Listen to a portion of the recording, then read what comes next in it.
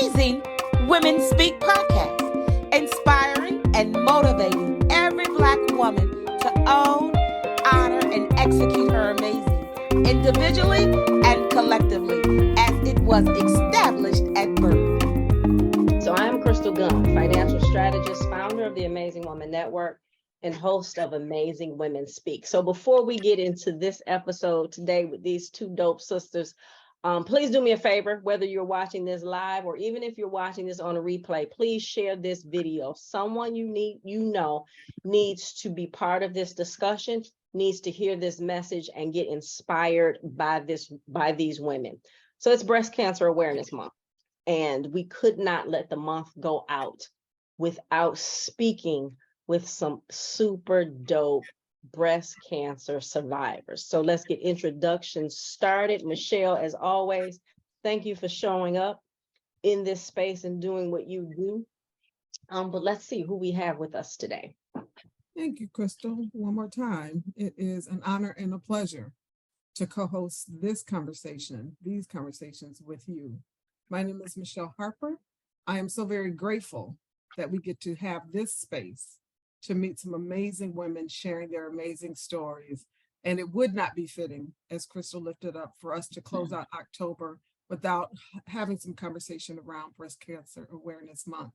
And what an honor and a privilege to be in community with both of these amazing women. You need to get your tissue for both tears and laughter, because they both, I am clear, will be on deck tonight. As I tell you every week, this is the fastest hour of your day. So we are going to jump right in so that you can be introduced to these women and begin to learn more about their stories. Traci Ricks, come on in here. Hey, y'all. I am Traci Ricks, artist, writer, and chef, born and raised in Detroit City, and happy to be here. Thank you, Traci. Come on here, Nichol Poyntz. Hey, y'all. No, hi, everybody. My name is Nichol Poyntz. I am an HR manager at Ford Motor Company. I am also a native of the city of Detroit, and I am too equally as gracious to be here and just appreciate the invitation. And thank you guys for highlighting this important conversation. Absolutely. Absolutely. So I said, I'm going to dive right in. We're going to launch deep.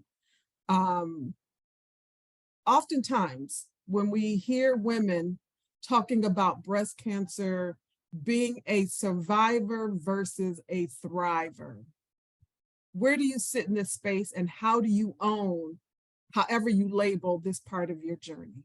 Nichol.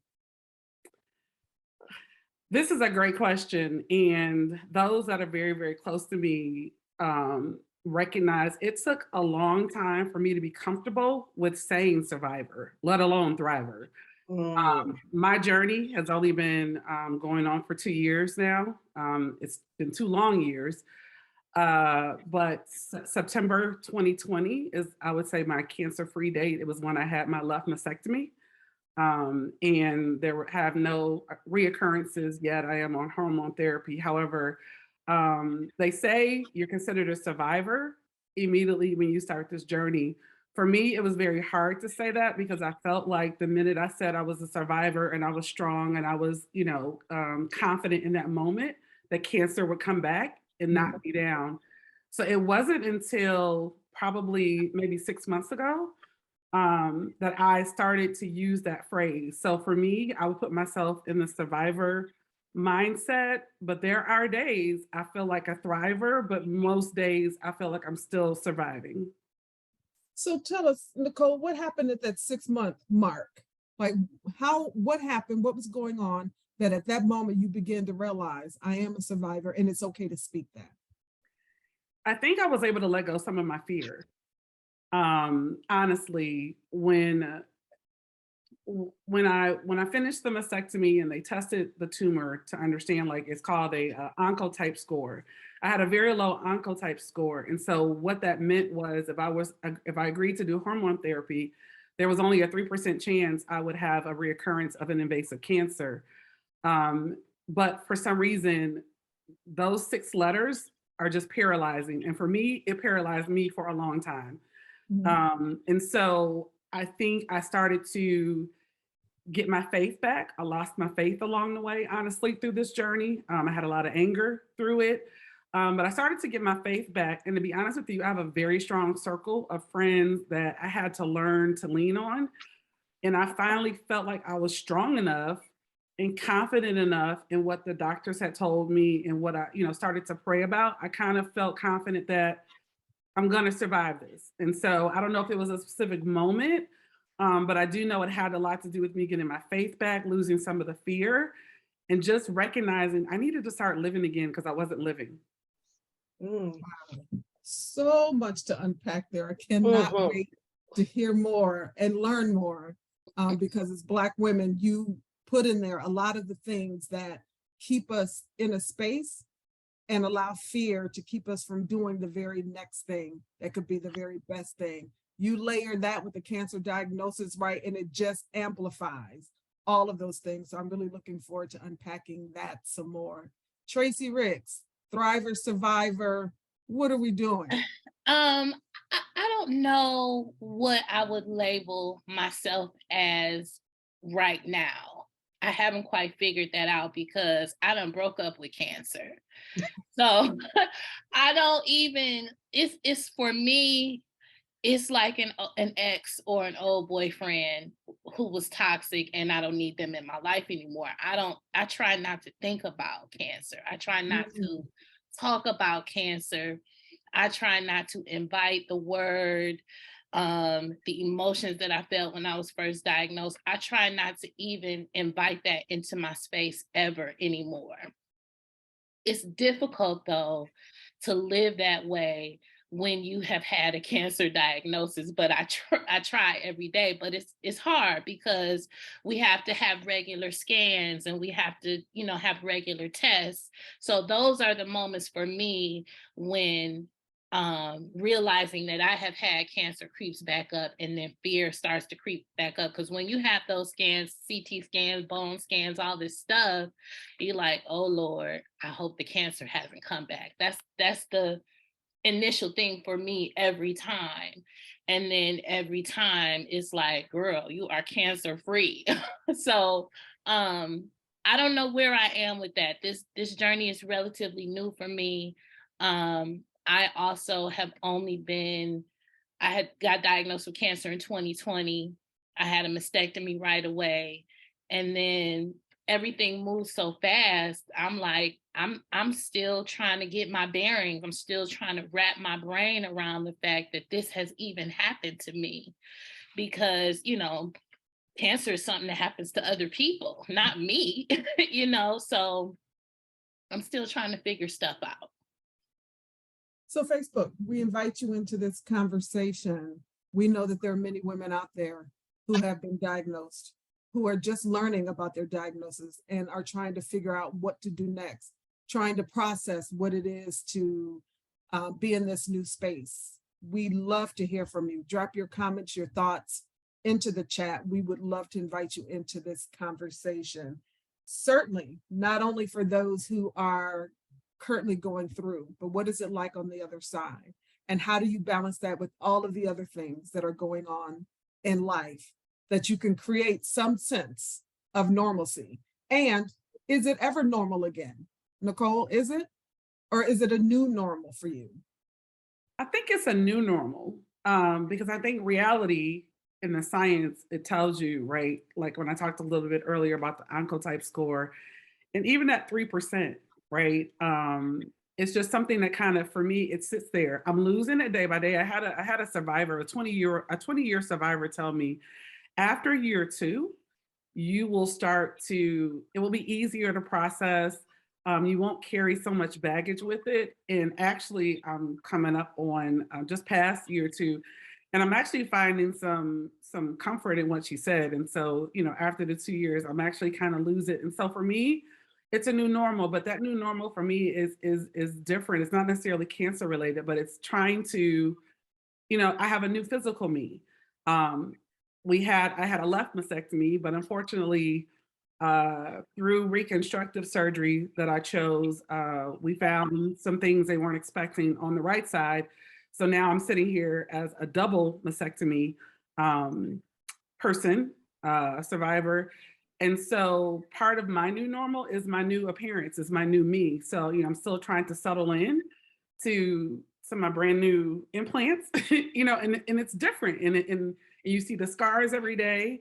And so it's acceptance of that new you on a physical standpoint. And then it's also a new normal from an emotional standpoint, because you're living life, like you're trying to get to a thriver, but not necessarily thinking about it in a cancer perspective, but you're trying to get back to that normal. And I don't know if your life will ever be like the same it was pre-cancer, but I'm trying to get back as close as I can, right? And start to do those things that I used to do, and not think about the scars that I now have that represents the journey that I've been through. And so I think it's a new normal, but it's a new normal from a physical and an emotional standpoint. Thank you. Traci. It's a new normal. It definitely is a new normal because life is different. And also what cancer did do for me is it forced me to pay greater attention to my physical being, how I was taking care of myself. Because there are certain things you just can't do anymore with cancer. You can't be all willy-nilly with your body anymore. And plus, I don't want the cancer coming back. I don't want to even deal with it ever again. So, I've changed my eating habits. I've changed the way I think about things. I've changed how I think about myself, how I view myself. And it's disruptive because I'm going to have perpetual doctor's appointments related to cancer probably for the rest of my life. So it has kind of interrupted what I thought was the normal flow of my life. And now it's something different, and it's an adjustment. Because I don't like to go to the doctor for nothing. But I'm also a hypochondriac, so I'll be going. But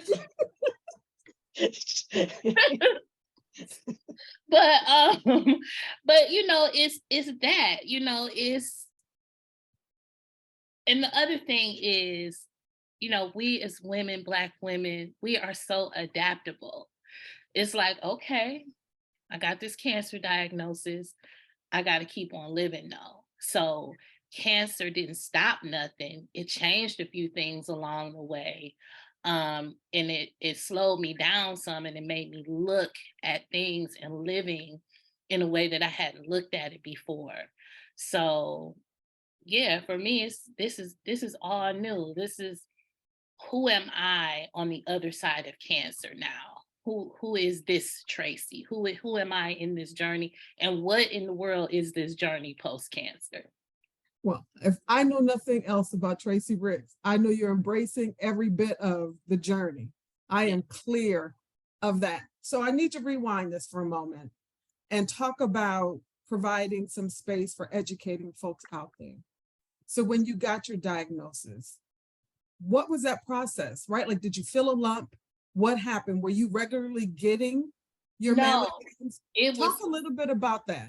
It was totally by accident. So I had a cyst underneath my right breast, and it was just a cyst. It needed to be lanced, and it was hurting. So I was like, look, I can't wait for this thing to do what it's gonna do. I'm gonna go to emergency and have them lance it for me. So I went to the emergency room, and they had me in there for hours. So in the time that I was there, they had done some x-rays, but I hadn't seen a doctor. And I was like, look, I got to go to work in the morning. I'm going home. So I left. That morning, I got a call from the attending physician, and he was like, we got your results from your x-rays. Something is concerning me, and I want you to go and see this doctor that I know. And the doctor was an oncologist. So as soon as he said oncology, I was like, oh Lord, So I went to the doctor. It was a Black woman. She had locks. And I was like, okay, that was a sign from the universe for me right there that, everything was going to be okay. Cause I be feeling like Black women can fix everything. I do. I love it. So when I got there, she explained to me what the doctor had told her. She showed me the x-ray, and she was like, we want to do a biopsy. So, and the lump that they found was in my left breast. I went for the cyst in my right breast. So, yeah, so they went, we did the biopsy, came back positive for cancer. And I was out the gate diagnosed at a stage 2. And so when she told me that, I immediately started to cry, because when you get a cancer, first of all, nobody expects that. And then when you hear the word cancer, you automatically think about your own mortality. You can't help it. And I'm like, oh Lord, I'm about to die. So I started to cry, and she turned around and she was like, this ain't that. You don't have to worry, because you're good. We caught it early enough. You let me know what you want to do. And she laid out all of these options. So I opted to have a mastectomy. And then I had the mastectomy. And then a few months later, it was discovered that the cancer was metastatic and it has spread to my lungs. Educate the people a little bit, Traci. What does that mean? So metastatic means that the cancer can spread now from to anywhere in your body. And when you're diagnosed with metastatic breast cancer, it automatically takes you to a stage 4. So when people think about stage 4, they think all is lost. Oh my God, I'm about to die. So, and which is what I thought, because I'm like, how do you control something like that?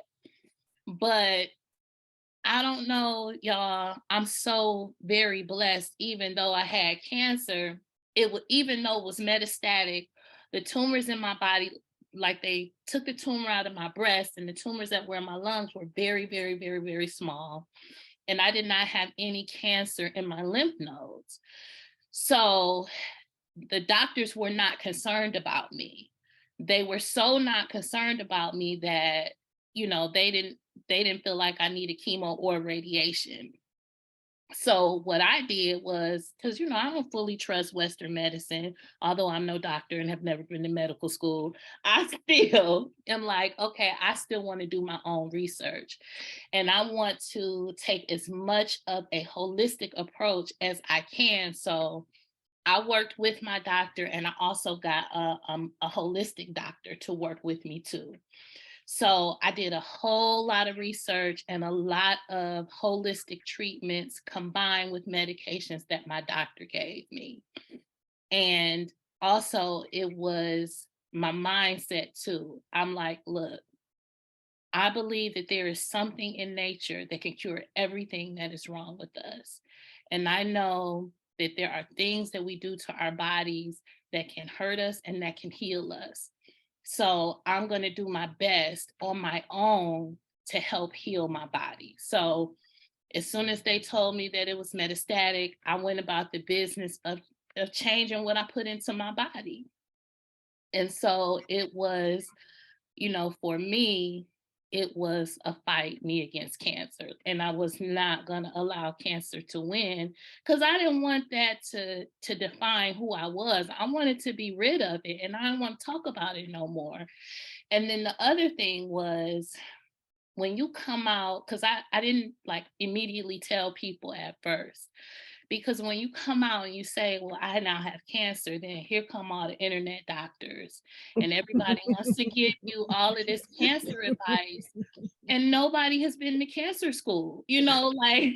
Everybody wants to tell you to get soursop and, drink this and do that, just because of things that they have heard that these things can do, with no real formal research on it. So, but that was my job though. But I just didn't want to hear it. It's like, how are you qualified to tell me something about this life-changing event that is happening to me? And it's grossly irresponsible, because you don't know if what you're telling me is true, if it works or not. Don't do that. I want to tell people, I want to get on a bullhorn. Stop doing that. If you have not been to medical school or cancer school, stop giving out medical advice. Don't do that. I can't even describe how it makes me feel, because it's like I'm going through a real true thing here. And you giving out this advice like you know it to be true, and you don't. So just don't do that. So yeah, that was one of the things, like one of my pet peeves during this whole journey. So how important is it? So like, we know obviously the doctor is important in your journey, right? But how important is it, the type of doctor? And when I mean the type of doctor, so when my dad was diagnosed with cancer, and me, my mom, and my dad went to see the oncologist, right? And he came in, and it was almost like I could hear the Grim Reaper music when he walked in the room. And so my mother was like, he got to the end of whatever it was he was saying, and any questions? And I was like, nope. And my mother was like, well, you don't have any questions? And I was like, no. And so when he left out of the room, she said, you didn't have any questions for him? I said, not him. We're not using him. Like, I need you to at least come in here and act like, you know what I mean? So how important is that? Is who's treating you to your journey? And then how important are the people around you? Oh, Very, very important. Like, so important. I ended up, so after the initial diagnosis, then I had to get a regular oncologist. And he was a Black man in his early 40s, and I had to break up with him too. Because he, like, I need you to advocate for me. And I need you to treat me like you would treat your mother, your sister, your wife, or your girlfriend who has the same diagnosis as me. And there were times where I would be like, hey, what would you tell your mother if your mother was sitting here in my position now? I need you to talk to me in that way. And, I went in there trying to let him know who I am. Like, you're not going to just say anything to me. I need you to keep it 100% real with me. And don't come in here on no arrogant, I'm the doctor stuff. You my homeboy right now, because you're going to know me in a very personal way. And I need you to act like you my homeboy who gives a shit about me, like I'm your mama. So I had to break up with him because he didn't do that. And I ended up having to get another oncologist who is a woman.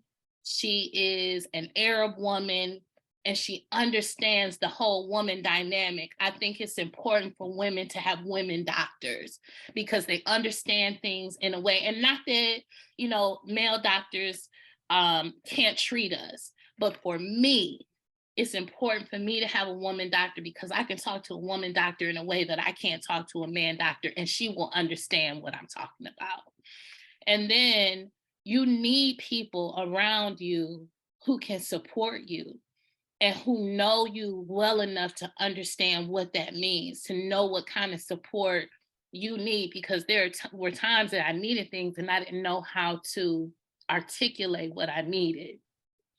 But I had people around me who knew enough about me to bring me, to give me what I needed when I needed it. And they knew to do that when I didn't even know to ask.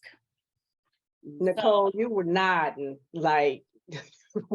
It's this thing with an oncologist. It's so funny. I have a very good friend.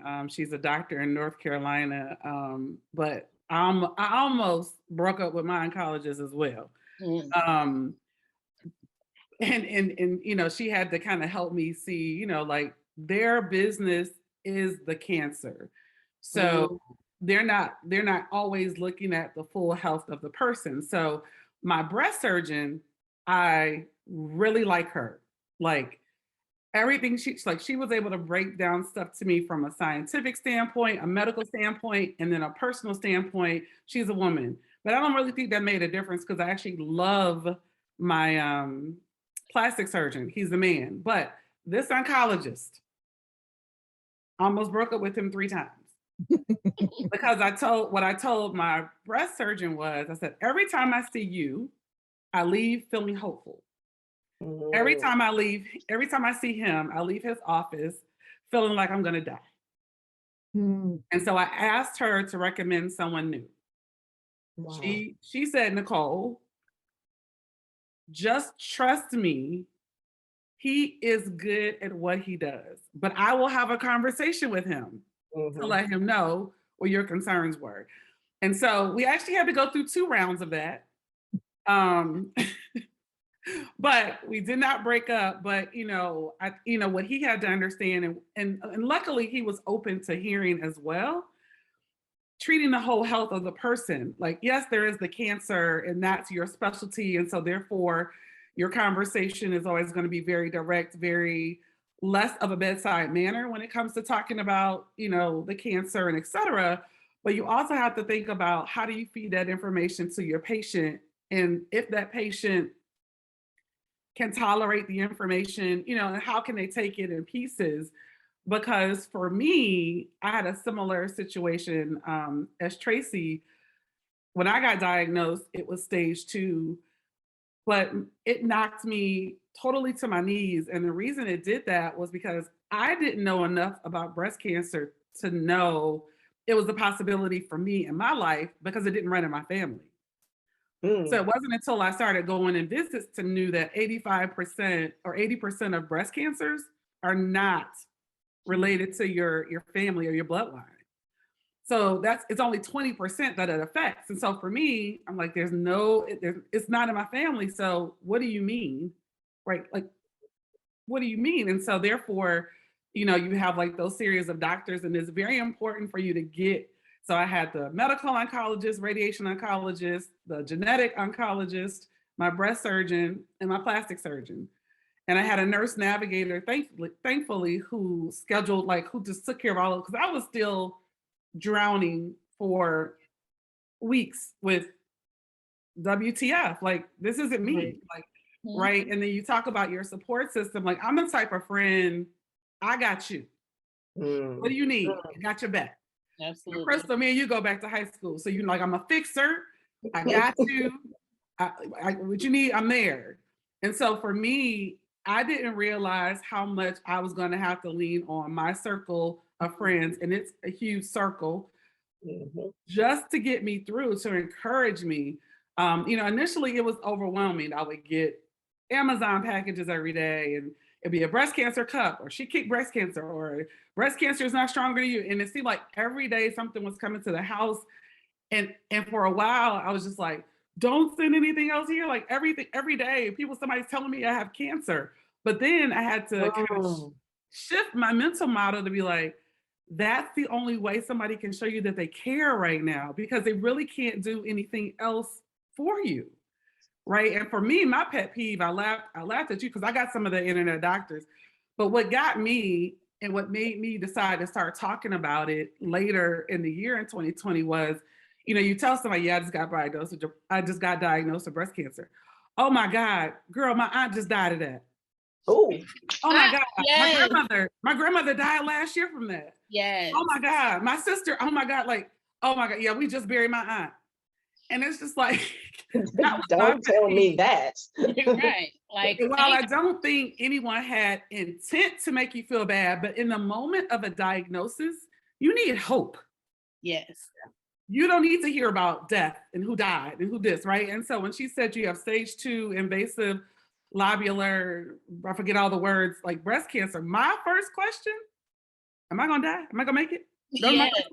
Am I gonna make it? That's what I asked her, right? And she was like, it's the second most common breast cancer in women. There's a lot of experience, so it was like, okay, I can figure the rest out, but right now I just need to know, that one thing. Am I gonna make it? And I know they can't tell you definitively yes or no, right? But that's when I had to learn. I really had to learn how to accept support, kindness from others. I didn't know how important it was going to be, but now, like, I have a t-shirt for some of my friends. Is like, right, no one in this circle fights alone. And I needed everyone of that circle, that extended circle, all of the prayer warriors, all of everything, just to navigate day by day, because some days it was day by day. Yeah. Was I going to get to the next day? Yes, some So I days want to were rough. share a couple of comments coming in on Facebook. Stacy just wants to thank you for your courage. Inez lifts up, thank you both for sharing your story, and special thanks to Nichol for sharing your journey with the Dance Line community. I know it wasn't easy to talk about, and continue prayers for both of you. Ned says, thank you for sharing your powerful testimony and tapping into your inner strength to reach back to encourage other females during their journey as well. She lastly wants to add, right when the right caring people have your back and have your best interest, you truly feel covered in what love and covered in with love. Blessings to hear that you both have that. So I hear you both talking about, right? Like Nichol, you lifted that up very early. That circle, that tribe, your friends, right? And how hard it is to flip that when you're the person who is the doer all of the time, and recognizing the need to be vulnerable in a way that you've never been or never had to experience, right? The other thing the two of you talked about was that fear. And as Black women, just generally going through life, we allow fear to hold us back, right? Day to day, do I take the job? Do I leave this safe job and go and engage in this new entrepreneurial opportunity that I've been wanting to do, right? Like we have fear around the choices. Then cancer, right? Like it has to redefine what fear means, right? Like the rest of this is bullshit, right? Like this is what fear looks like, right? Yeah. And so now as you start to get on the other side of it, I want to step away from the cancer piece for one moment. How do you address the things that were once fearful to you in your day-to-day life, right? Like, is there like, nope, I got that. There's no mountain I can't overcome. Did it change how you navigate the everyday things that used to hold you back? Oh, Go ahead. I was gonna say for me, I don't know if it's changed my mental model, like where it's kind of absent of fear. And I know you're not trying to say absent of fear, because I know like we just can't get rid of, we're human, so fear is gonna live there. So I don't know if it's absent of fear, but what I do feel like now is that me and those people that I still feel that hold me up, like kind of like the wind beneath my wings, like I know they're there and they're gonna be there. Like I was actually looking at the chat and Ned, Tony, Inez, like a lot of them are my line dance community. And I started talking to them about it, and it's an amazing community. But when we come together, we come together. And so for me, it's I think it's more or less knowing that now with those that stand and support me or hold me up, that I can get through anything, but I don't know if it necessarily has changed my approach to life, because I still carry a little bit of, you don't want to like, kind of like fly in the face of, right? And that at any moment we can all be humbled, right? By whatever it could be. And so I think it's more or less of confidence and trust in my support system now that I now know how to use, that I, feel confident facing things. For me, the cancer has very little to do with how I'm approaching this phase of my life. And I say that because when I got diagnosed and when I had the mastectomy, it was right when the pandemic hit. And then we had all of these COVID deaths. And then in the midst of these COVID deaths, I lost other people to cancer. So, and then when they told me that I was cancer free in 2021, that was the year that I turned 50. So I had decided when I turned 50, that I was going to start living, because I hadn't been doing enough living in my eyes up until that point. So when I turned 50, I made an agreement with myself to find my bliss and to live in my bliss until I leave here. But I had to do that with the understanding of who I am as a person. I had to know myself better. So cancer for me was the wake-up call, was part of the wake-up call, but it was just a part of the journey though, of what this next part of my life is. I look at my cancer like something that happened to me. Like all of the other things that happened to me, it doesn't take precedence. It isn't a greater thing. It was just a thing along the way. It was just something that I encountered on the journey. And now I've gone past that, and I'm still on this journey, discovering other things about myself and conquering other things, other challenges that have come along the way. So we've got a really great question in the chat from Miss Dillard, and I'm going to call her by her last name because I do not want to mess up her first name. I have a thing about that. So Naima. Wanting to respect Naima, which would have been my guess, and wasn't going to do it. So Naima is asking, is there anything you would do differently in this journey? And if yes, what would that be? I don't know that I would do anything differently, because so my cancer story is a trip. So it came on the heels of losing my fiance to cancer just a year before. So all of the shock and all of the devastation that happens when you get a cancer diagnosis, I experienced that when my fiance got his cancer diagnosis. And it's funny because when he got diagnosed with cancer, it was lung cancer, and they were like, oh, this is common, you're gonna beat this, don't worry, this ain't that. So when I go to my oncologist and I'm, tearing up partly because of what I had just experienced with him. And then he heard those same words, this ain't that, you ain't got to worry about that. So now I'm really in there like, lady, I'm about to die because Right. my fiance done passed away from this. So, it just was all such a very, just a tripped out thing, but I never wanted cancer to define me. It was, for me, just a part of this lived experience. Yeah. I think for me, the only thing I think along the journey, there probably was a couple of things I can think of. I think I alluded to it later that at some point I wasn't living. So the same as Traci, my diagnosis was in July of 2020. And so it was smack dab in the middle of COVID. And then we were in the house, in these same walls, not working. You have cancer. People can't go to your doctor's appointment with you. Yes. It was a crazy time, and it gave me too much time to dwell on the cancer. And I became obsessed with just like, it was just, I'm so analytical. I'm an IT person, so I'm just analyzing.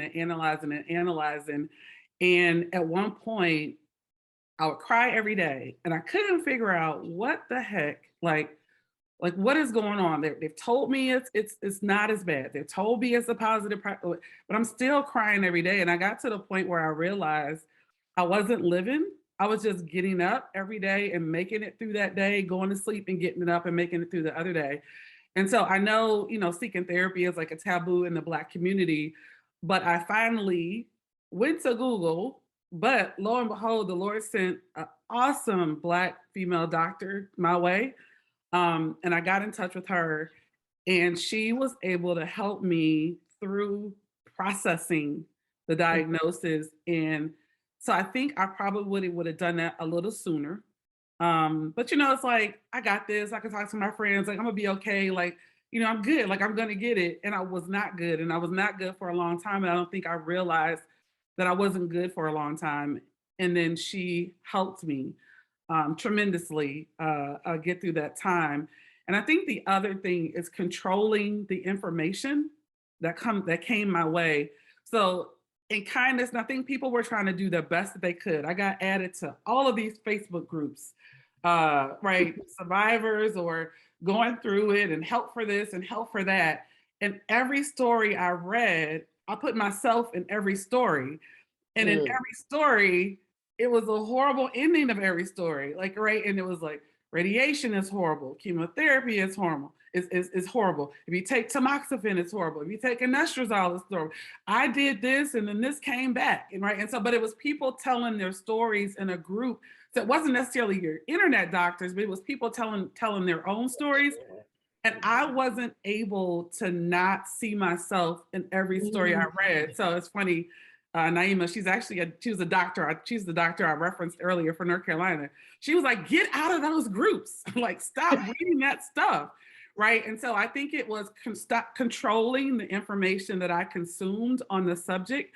I'm a thinker. So I need a little bit at a time and a little bit at a time so that I can formulate how I feel, what I want to do, and what direction I want to go. And it was just like a fire hose. And I just wish the months that was happening, like I would like take it all back. Like, don't add me to anything. Like, leave me alone. Like, right, let me process this. Let me talk to people that know what the heck they're talking about. And the thing about being diagnosed with cancer during the pandemic for me, actually, it was a blessing. It was being able to sit in a liminal space and talk to me and develop this relationship with myself. It's like, it gave me the opportunity to sit down and be still. And like, so girl, how you doing? Because we always on the go. We always busy. We always got something to do. So the pandemic and then also having cancer at the same time gave me an opportunity to chill out and figure myself out. It gave me the opportunity to study my own self-awareness. Like, okay, so now you have been diagnosed with cancer. Now what? Are you going to quit? You going to just stop living? What are you going to do? So I had decided then that I was going to take full advantage of being at home. I was going to take naps. I wasn't and I am part of the nap ministry, y'all, because I would take a nap. And I was going to eat well, and I was going to write and do art. And I did all of those things. It gave me an opportunity at self-exploration. It really did, but from a very intimate standpoint, because I was able to emotionally take care of me where I hadn't before. I was taking care of other people like for years leading up to that point. I don't think I have ever had an opportunity to sit down and be still with me and to figure out what's going on with me and what are we going to do next and how are you feeling at this moment. It's okay to honor this feeling. And if you don't want to get out the bed today, don't. So, it was that kind of thing for me. And so now I am just now starting to emerge from that space. Now I am ready to live. Like, I'm ready to be outside with my mask off, and I'm ready to show, I'm ready to, and sometimes it takes that for certain people. It takes something to happen to you in your life to catapult you to where you are supposed to be in your own personal journey. So cancer and also the pandemic was that for me. It's like, because I don't take anything, and that's the other thing the cancer did too. I don't take anything for granted anymore. I don't take any time for granted. I don't take people for granted. I don't take situations for granted. Everything is important. I give everything my attention, and I do things now with intention because I'm happy to be here. I'm happy to be alive because so many people have had this experience and are not here right now. And I am.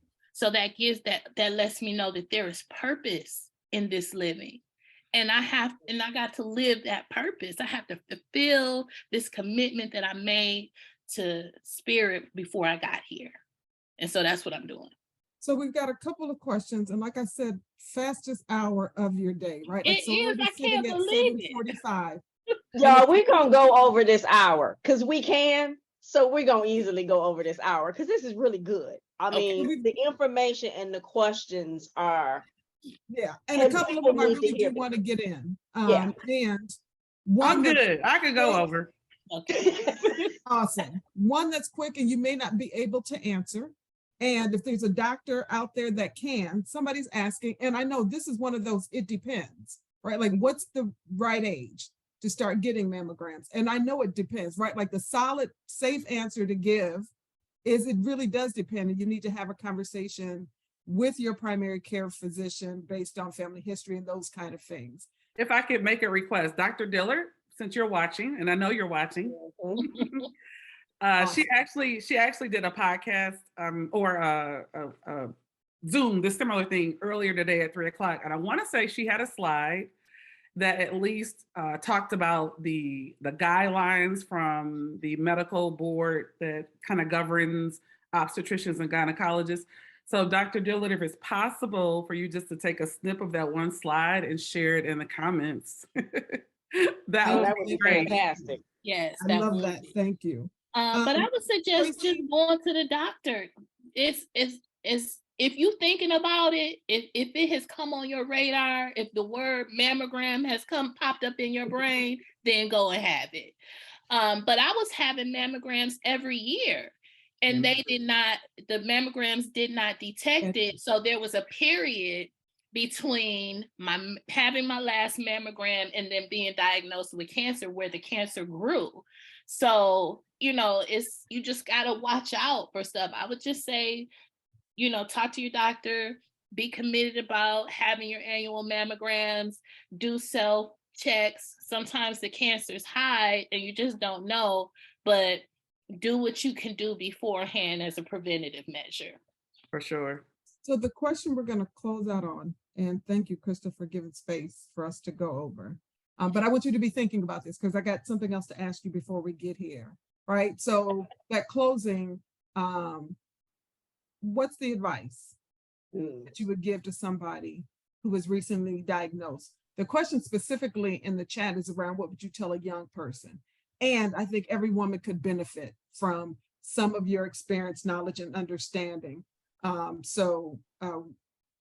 want you to begin thinking about that so that we can share that information as a part of your closing. So Dr. Dillard is saying recommendations as per American College of Obstetricians and Gynecologists, 40 to 49 every 2 years.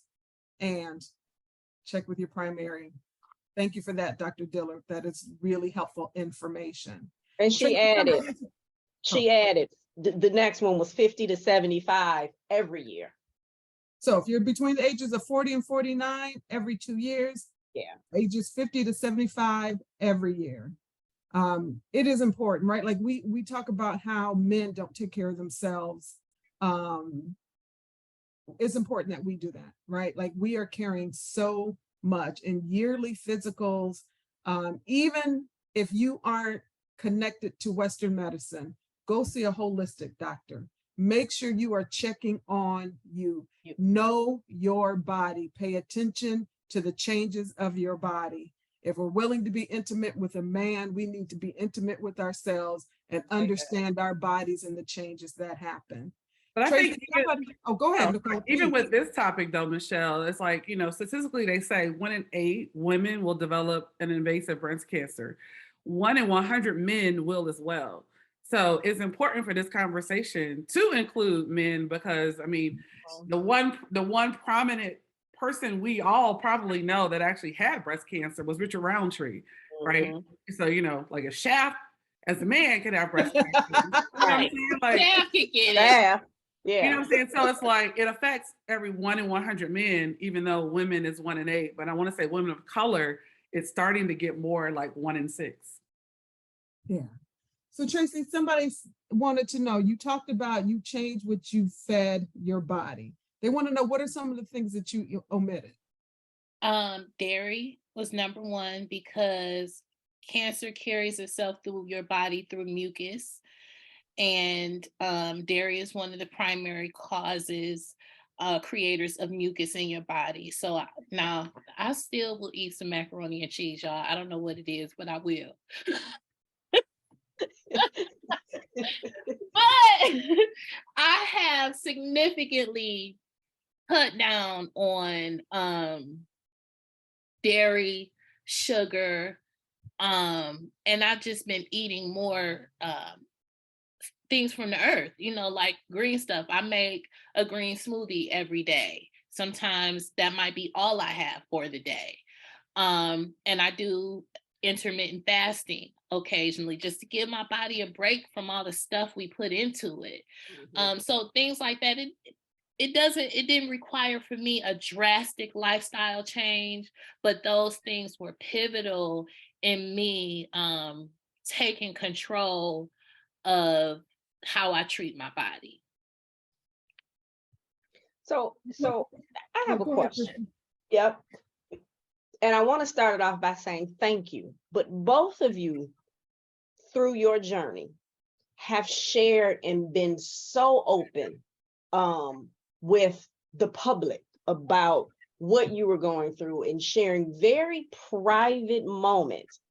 What made you decide, no, I'm not going to keep this to myself, or no, I'm not going to keep it with my circle, but then to go out and share that information via social media?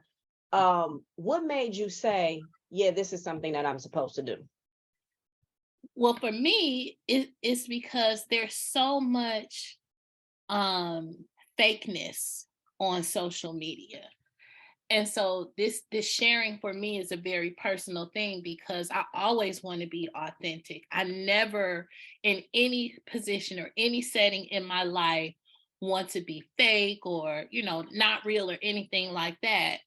So me sharing these intimate moments with the public was just me doing that. Like, this is Traci Ricks, y'all. I got a Facebook page and Instagram page to highlight who I am, honestly, who I am truly. So sharing those posts and videos and stuff was an effort for me to do that. It wasn't necessarily about the cancer. It was about me living the truest, most authentic life that I can live. And then on the other side of that, it is somebody can benefit from this. I don't know who, if it's just one person who tunes in for the day and can get something from what I have said, then I have, because this experience will not be in vain for me. Like, hopefully what I have experienced can help somebody else, really. And that's really the goal for me. Yeah, and for me, it was about the cancer. I think I considered myself to be like, an educated woman, I got an undergrad degree, a master's degree, like I have a job at a Fortune 500. I go to the doctor every year. Like, I would have considered myself to be somebody that knew a lot. I'm not a doctor, but I knew a lot about life, I would say. And going through the journey taught me there was so little I knew about breast cancer because I didn't pay attention to it, because I didn't think I needed to pay attention to it, because I didn't think it would ever be me.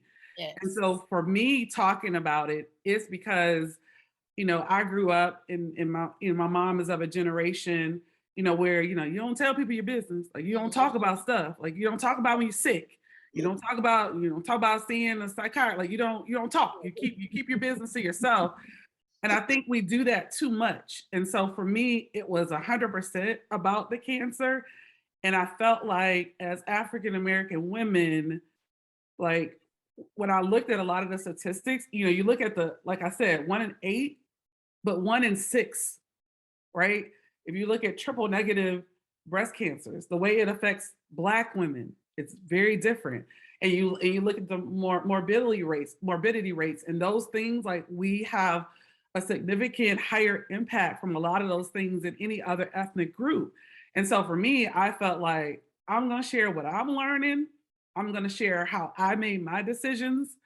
But if I can teach one other person about what I'm learning, then I've won. And we as Black people, I feel like we have to do that more. We keep too many damn secrets. Granted, I don't have to go and say, like, I got my implants and my implant size is, like, I don't have to do all of that. However, right, it's okay to talk, and it's okay. Like, I'm not less of a person by talking about my story, and people aren't in my business. Hopefully I've helped educate someone. And at the end of the day, that's all I wanted to do. And also it's therapeutic to talk about it, and since the pandemic, I've been spending a lot of time with myself. So social media was a way to connect. And that's what I was going through at the time. So I felt the need and the desire to share it. I needed to get it off of me. I needed to get whatever was inside that wanted to come out. I needed to let it come out. Wow. So Nichol, you just mentioned implants. And then you also earlier mentioned the scars. So, and both of you, because Traci, I know you opted for something different than implants, but start with the scars. And then was it ever a thought that, no, I'm not going to do implants? Or was it always from the beginning, yes, I am? And like, how did having the mastectomy first, how did that even, in this culture that we live in, right? How did that even impact how you felt about you, right? Because of the change in your body. And now your body looks different, right? Oh, yeah. Am I gonna, get to the point where I'm then intimate with someone else? How did that impact you? And then what your mental space, your emotional space, and then what made you say, well, yeah, implant is what I need to do? Well, for me, the mastectomy decision was like a personal decision. I could have elected for a lumpectomy and radiation. So I had two choices for mine. A lumpectomy and radiation, or a mastectomy, and as long as they were able to clear all the margins. And then based on what the oncotype score was after the fact, I could have avoided chemo and radiation. And so I chose to go full out mastectomy because I wanted to take every opportunity I had to avoid radiation and chemotherapy if I could. And thank God I was able to do that by making that decision. But what I didn't think about was on the back end, like how I was going to feel. I'm not gonna lie, the very first time when I was it took me 3 weeks, 4 weeks to look at myself. When I was it's still in the hospital, because they keep you overnight. They do keep you one day for this, most time they kick you out. The doc, she asked me, did I want to see the scar? And I was like, nope. It was about 3 or 4 weeks after that I decided I was ready to see what it looked like. And honestly, I broke all the way down to the floor in the bathroom. And was a mess. I met with two doctors. One doctor that did a deep procedure where they take tissue or fat from other parts of your body and kind of transplant that into the area. And then I saw another plastic surgeon that kind of just is implants what he does. And just basically those two conversations, I felt like implants were the best for me. The procedure of going through the deep flap and the transplant and the vessels and the ICU and just the process, I didn't feel like that was something I really wanted to take to send myself through. So I chose to do the implant route. I know I've had people tell me, I don't know why you put foreign stuff in your body. My doc, I had a person, my daughter didn't do that, because you can't put foreign stuff in your body.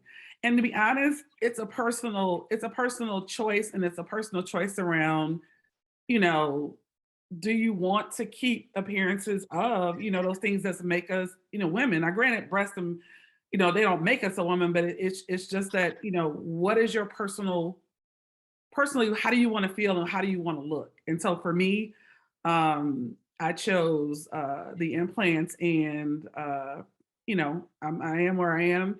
I have a friend I think she lives in Virginia, but she has a bag that she carries, and it has like different types of breasts, and it has like either a scar this way or a scar that way, but it's, or it's like just a breast and like no breast and all this stuff. And I was like, hey, I'm missing over there because I have a scar this way and a scar that way. Like I'm going excluded.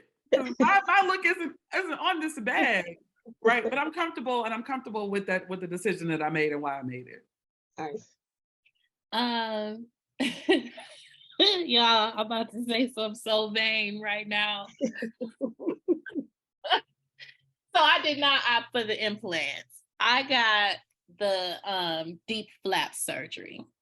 And the deep flap is where they take skin, fat, tissues, and nerves from your abdomen to create a new breast for you. So after the after the mastectomy, so I had my left breast removed, and then I still had my regular 50-year-old right breast, right?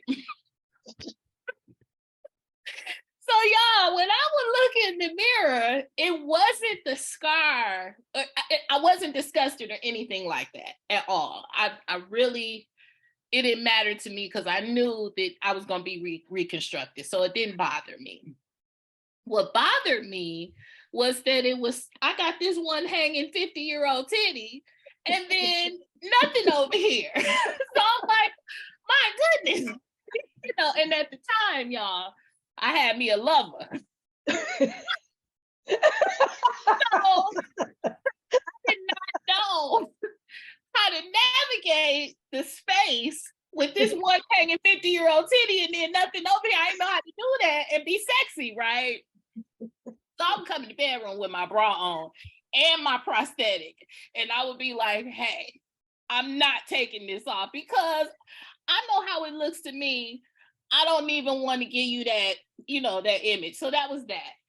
And then I opted for the deep flap because I wanted them to take some of that fat off of my stomach. It's like a tummy tuck, right? So if I'm gonna go through all of the stuff that I've been through in this life, particularly in the last 4 years, I'm like, I'm gonna get something out of this deal. It's a silver lining in it for me. But Traci, wait a minute though. But wait a minute, Traci. Even though I got the implants, they liposuction to go around the implant. So I asked my doctor, can you get some of this stomach?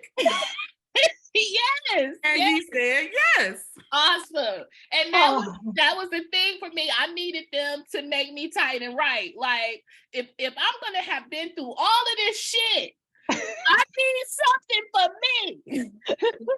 Yeah, so I recently just got reconstructed. I'm actually still at home in recovery now. My left breast is over here doing what it does. And I've experienced pain in a way I've never experienced it before. But for me, it's worth it because when I look in the mirror now, I'm like, oh, okay, girl. Okay, 50, but I needed that for me. After all I had been through, I needed something for me. I needed something to rejoice at. I needed something besides what I was already looking at in the mirror. I needed to look at something different and be pleased with that. So, and I needed to be okay with cancer having been here. And now I got me 2 new titties and a tummy tuck. Right. And I'm sitting over here went from a double D to a B.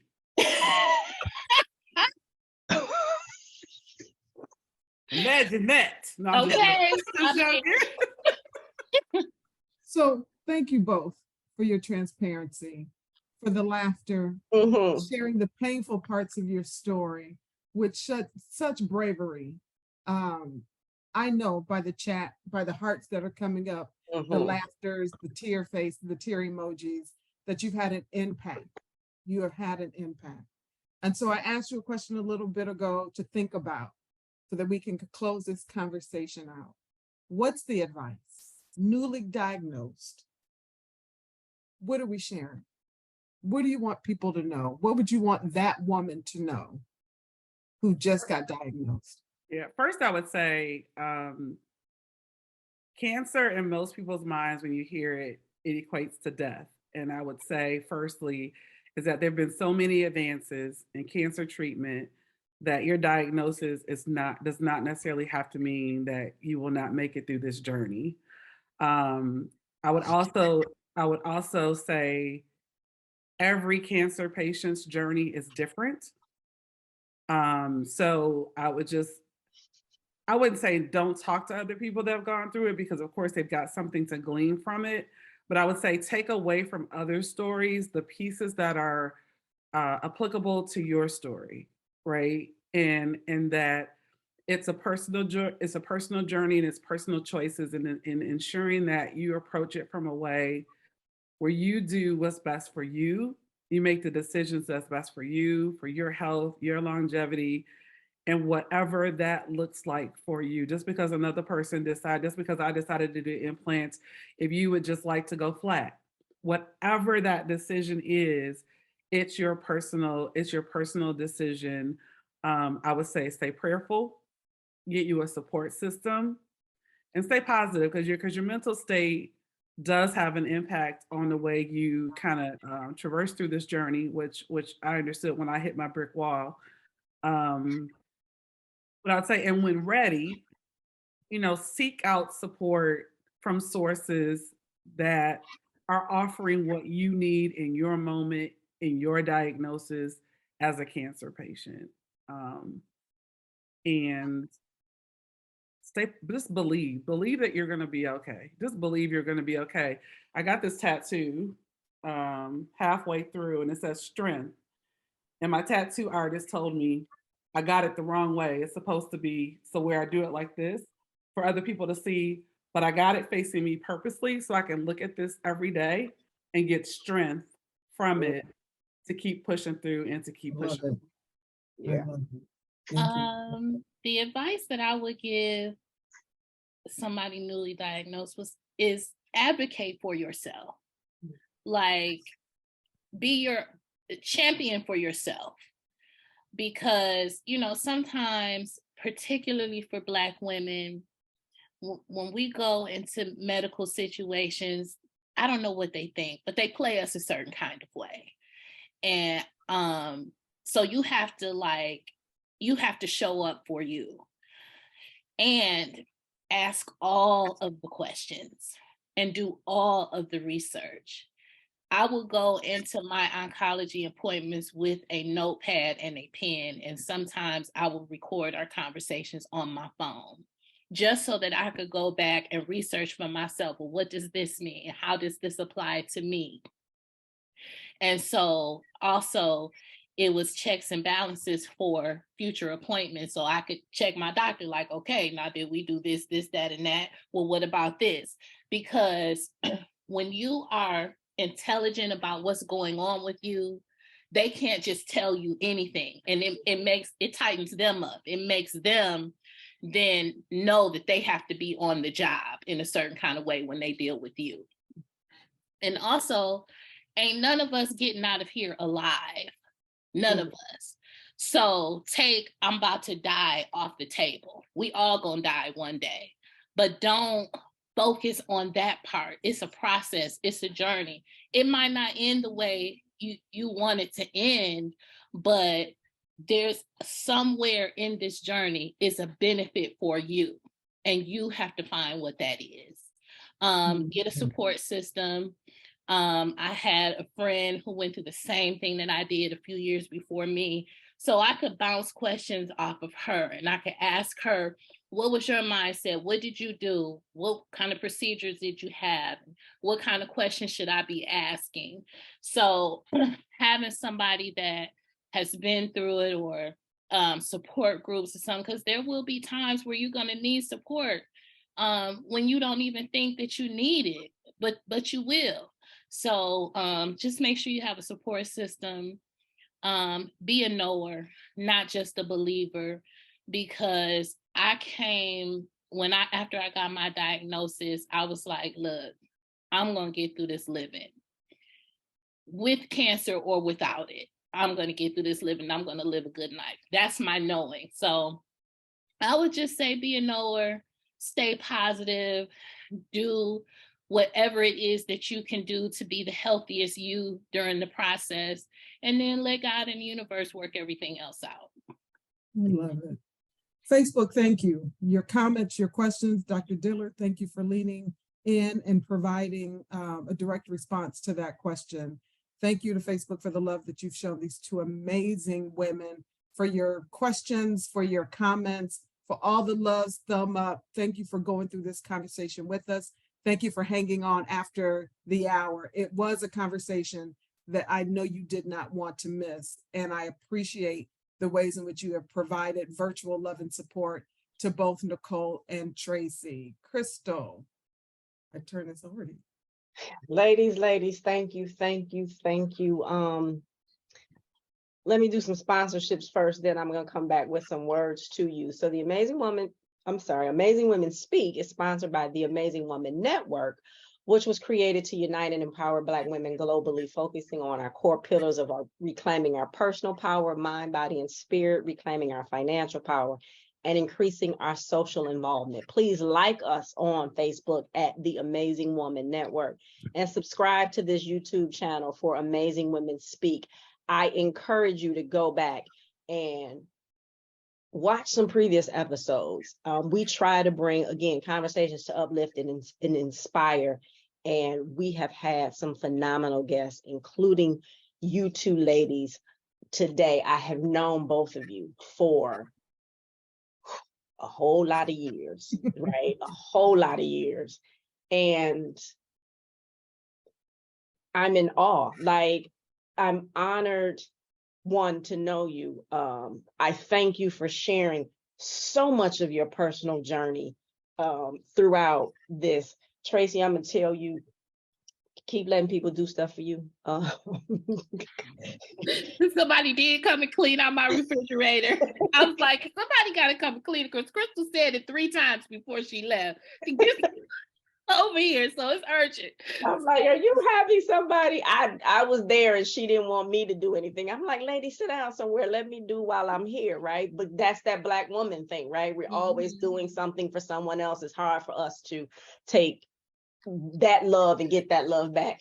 To Nichole's dance line community, you all are awesome and amazing. Like, I've seen the pictures, I've seen the posts, I've seen the t-shirts, I've seen all that they have done to encourage you. And I think it's so valuable and such a blessing to have them around you like that. I think they are super dope. Ladies, you all are wonderful. I celebrate you in everything that you do. You have not let this thing define you.